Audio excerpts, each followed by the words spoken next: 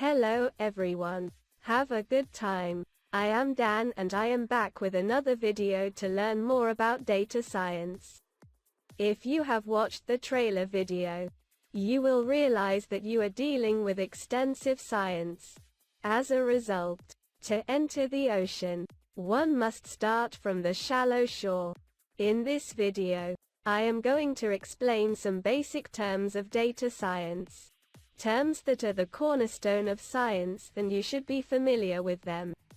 The first term of the population is. What does the population mean?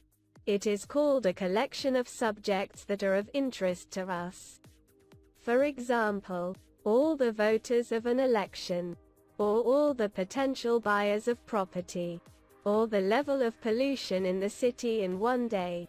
These are all examples of the population. The important point about the population is that we usually do not have access to all these subjects.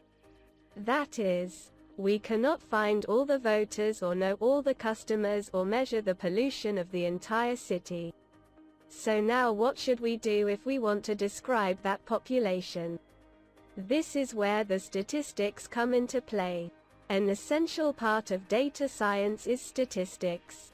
So it's better to get into it little by little and see how it can help us to make data science more practical. The next term is sample. Yes, the sample is basically the same as the population, with the difference that we have the information available. So our sample is a subset of the same population, and it is going to help us in describing the population.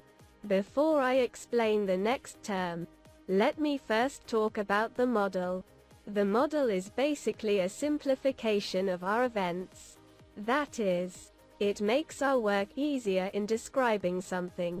Now that you are familiar with the model, let me explain the next term. The next term is the parameter. Now, what is the parameter? It is a numerical summary of the population. It is a kind of simplification of the population. What does it mean that we show the voting percentage of our population with a parameter called proportion, which means, for example, 20% of the total voting population voted for a certain member of parliament? Or we present a concentration for the entire city.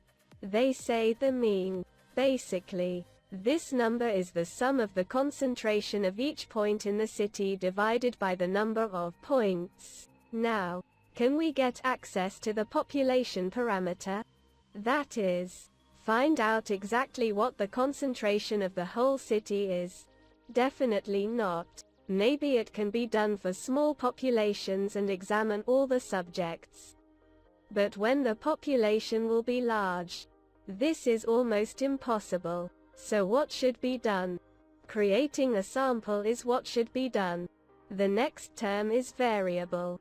The variable is the thing that needs to be measured, and it varies from one subject to another. For example, if we are asking a person about voting, the MP he chose can be a variable, because it is different from one person to another.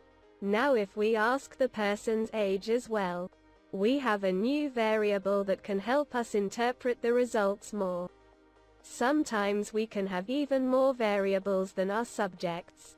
For example, 10 people, to whom we asked 12 questions. And as a result, the number of variables is more than the subjects.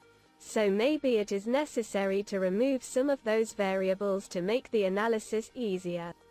Let me tell you a technical point and say goodbye to you for now. Usually, we call this set of variables and subjects a data frame, which is a table where the subjects are the rows and the variables are the columns. Wait for the next videos.